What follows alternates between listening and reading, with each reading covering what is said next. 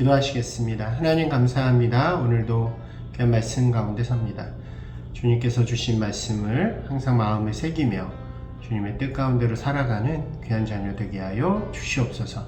예수님 이름으로 기도드리옵나이다. 아멘.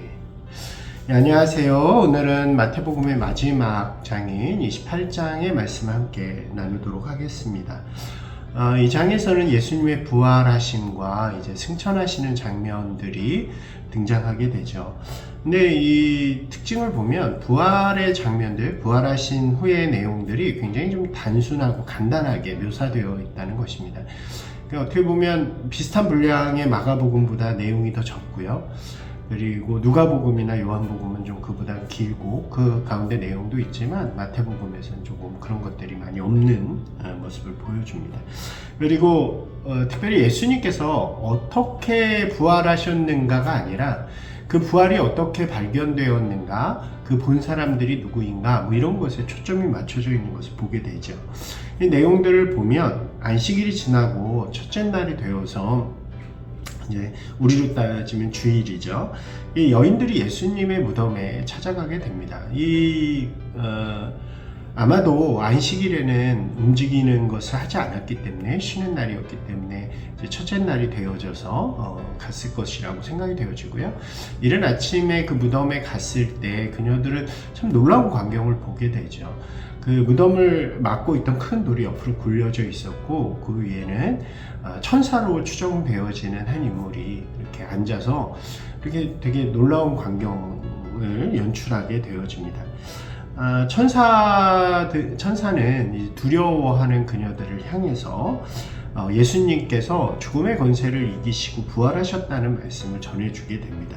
그리고 이 무덤에 들어가서 그것을 확인한 후에 제자들에게로 가서 이러한 사실들을 좀 알려주어라.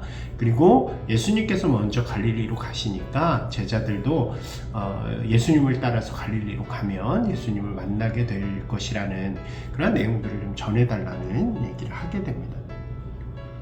이 여인들은 아마도 되게 한편으로는 그랬을 것 같아요. 되게 두려운 상황이잖아요. 굉장히 두려움 속에 있었지만 또 한편으로는 기쁨이 공존하는, 예수님이 부활하셨다, 예수님이 전에 말씀하셨던 그러한 것들이 사실이 되었다는 그 기쁨이 함께 있었을 것이라고 생각이 됩니다. 그래서 급한 마음으로 이제 제자들에게 돌아가는 거죠.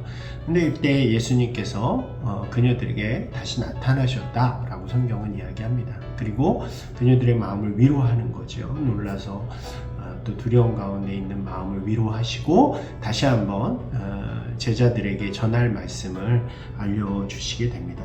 그리고 제자들은 이제 가는 거죠. 이제 갈릴리로 가서 예수님을 만나게 되고, 그러한 장면들은 마태복음에는 등장하지 않지만 요한복음이나 이런 데 보면 발견할 수 있습니다.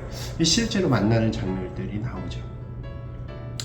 오늘 마태복음의 기록은 한 이 정도가 돼요. 이 기록들을 보면 물론 다른 복음서에서도 마찬가지지만 예수님이 어떻게 부활하셨다, 어떤 방식으로 부활하셨다 이런 이야기는 등장하지 않습니다. 예수님을 만난 이야기뿐이죠. 이것은 누구도 알 수 없는 것이기 때문입니다. 예수님의 부활하심의 방법, 어떤 식으로 부활하셨는가는 그 누구도 알 수 없죠. 왜냐하면 그것은 신비이기 때문입니다.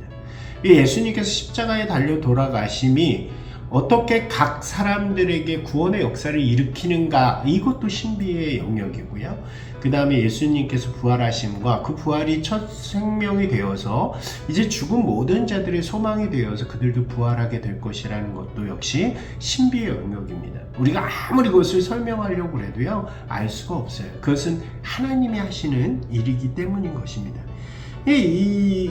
그렇기 때문에 우리는 그것을 그저 믿음으로 고백하는 거죠.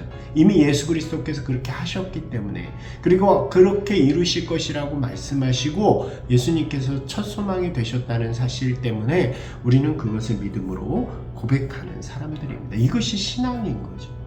신앙은 우리의 지혜, 우리의 지식, 우리의 어떤 경험으로 깨닫고 아는 것을 믿는 것이 아니라요, 주님께서 이루신 일들, 이루실 일들을 우리 마음속에 소망으로 받아들이고 그것을 믿음으로 고백하는 것이 바로 신앙이라고 할 수 있는 것입니다.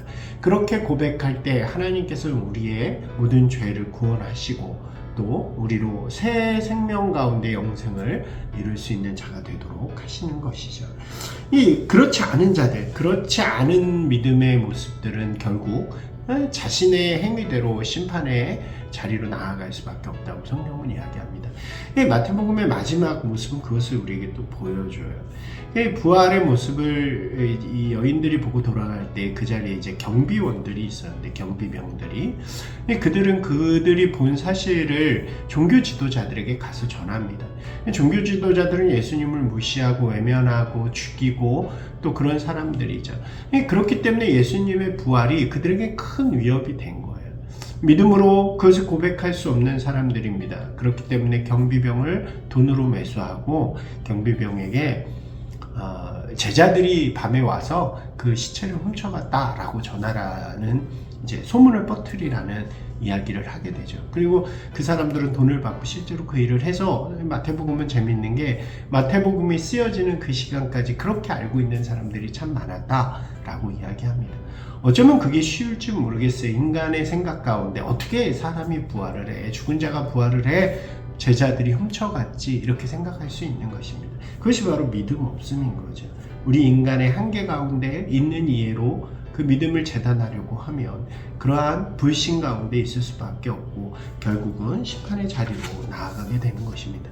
그리고 마지막 이야기는 예수님의 그러한 부활하심을 마음으로 믿고 또 고백한 사람들이 결국 예수님의 승천 가운데 사명을 받게 되는 이야기죠. 예수님께서는 그들을 향해서 너희가 이제 그 사랑을 받았으니까 너희도 세상 가운데 나아가서 이 복음이 필요한 사람들, 예수님을 필요로 하는 사람들, 구원을 필요로 하는 자들에게 그들을 불러서 이 제자로 삼고 세례를 베풀고 말씀을 가르쳐서 천국 백성으로 살아가도록 해라 라고 하는 마지막 말씀을 하십니다. 우리는 그런 사람들인 거죠. 이제 믿는 자들은 주님의 사명을 받고 그것을 세상 가운데서 이루며 살아가는 사람들이 됩니다. 그리고 그곳에 주님은 언제까지나 함께 하신다고 말씀하시는 거죠. 그것이 바로 하나님의 나라 천국의 이 땅 가운데 이미지라고 할 수 있습니다. 사랑해요 여러분, 우리를 위해 십자가에 달려 돌아가시고 죽음 가운데 부활하신 예수님을 믿음으로 고백하는 분들이 되시길 바랍니다. 그분께서 우리를 구원의 자리로 그리고 영생의 자리로 인도하시고 또 오늘도 믿음으로 살아가는 우리와 함께 하시는 줄로 믿습니다. 이 믿음의 고백을 통해서요, 흔들리지 않는 하나님의 나라의 백성, 천국 백성으로 살아가는 저와 여러분이 되기를 주님의 이름으로 축원합니다. 우리 말씀을 다시 읽으시면서 결단의 기도로 나아가는 귀한 시간이 되시기를 바랍니다.